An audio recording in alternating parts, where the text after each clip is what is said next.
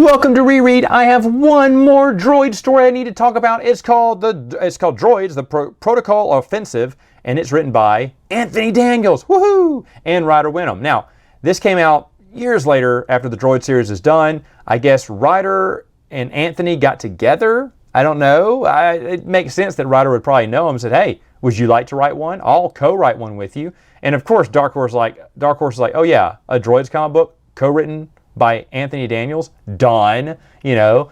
And when this came out, even I was excited. I got this one. I have the individual issue for this. And this is a double 48-page comic book, and you can feel it because it is very, very, very wordy. In fact, compared to all the Droids comic books, this is almost written like a short story. There's so many word bubbles in it. It feels like one of those 60s comic books where there's nothing but word bubbles everywhere. Or 50s, I should say 50s or 40s. It's pretty heavy. And they do explain a couple of pages where 3PO is making this announcement. It's basically 3PO and R2 are there too, but 3PO has been called in by a negotiator and his son who are negotiating a peace treaty between two alien races. 3PO is, of course, the translator. Now, after their first adjournment, they're going to go out to a casino. 3PO does not like it, and R2 makes a comment, and the son asks, "What'd he say?"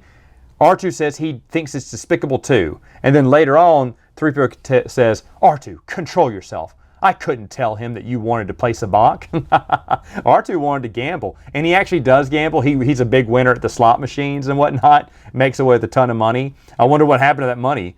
But at a poker table, or maybe it was a sabacc table, we're not really told, the negotiator loses. He bets against, he loses 3PO to one of the aliens at the table because the alien really wanted the droid, and so he beat the negotiator at a game of sabacc, which I don't think you should be fraternizing with the other tribes. But anyway, you know, the son's like, "What do you mean you won my droid?" And then the crowd parts ways, and he goes, and it shows his dad, he goes, "Sorry, son." And so now 3PO is with the other tribe mates, and he gets to learn about the rivalry. He gets a little bit better understanding about the rivalry between these two tribes. There is a murder that goes on, which escalates them. They're going to war. It's over now. The peace treaty talks are off. But 3PO makes a discovery, a decent discovery. He goes, "I think I know who it is." He said, "But, you know, I think I have an idea to figure out what it is." R2 has an idea to flesh out who's really behind all this, because he believes it's like this Romeo and Juliet. You know, two people from different tribes, a boy and a girl, are in love. It's secret. The boy dies, I think, and the girl is upset. But they're both going to war because the one whose son died, he wants revenge. And 3 goes, "No, wait. R2 figures out that someone wants these people to fight, but who?"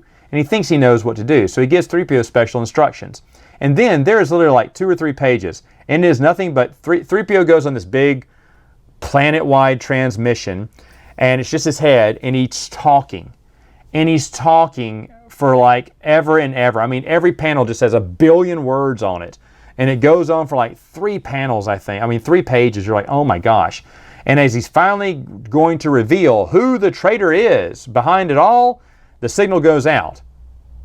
Who killed the satellite? And then at the end of that smoking gun is the negotiator's son.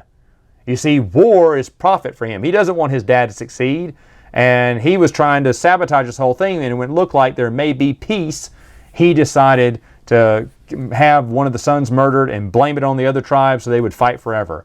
So now that it's been blamed on him, you know, he goes, "One question, 3PO, how did you know?" And 3PO goes, "I didn't, sir. We bluffed." Like, it was 3PO's job to talk that long so that eventually the son would get too worried and blow out the transmission, thinking they was going to name him. Okay, that explains, 20 minutes of reading through gobbledygook from 3PO. But what about seriously, this thing takes forever because there's so many words on it.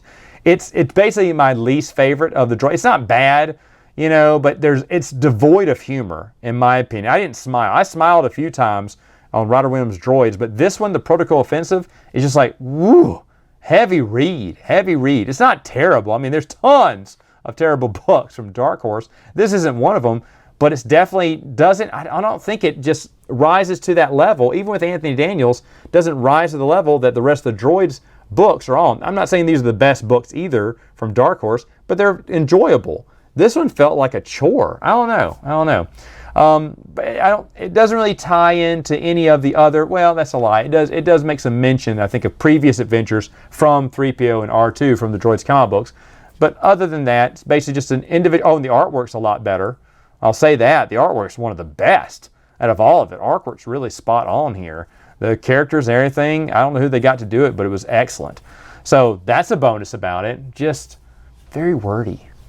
All right, folks. That's all I have for time for today. See you next time.